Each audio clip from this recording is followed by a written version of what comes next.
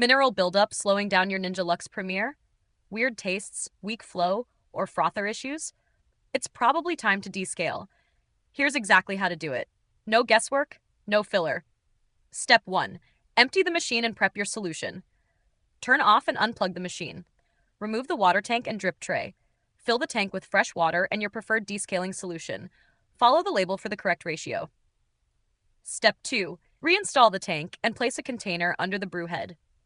You'll need a container that holds at least 16 aughts to catch the descaling flush. Reattach the tank securely and power the machine back on. Step 3. Run 2 to 3 hot water cycles. Choose the hot water function and run a full cycle. Let the solution sit in the system for about 10 to 15 seconds between flushes to loosen buildup. Step 4. Discard the solution and rinse the tank. Once the water runs clear or you've emptied the tank, discard the contents. Rinse the tank thoroughly, then refill it with clean water only. Step 5. Run 2 more hot water cycles to rinse the system. This clears out any remaining solution and ensures safe, clean brewing. Make sure there's no chemical taste or scent left in the water. How often should you descale? About once every 1 to 2 months, or more often if you use hard water.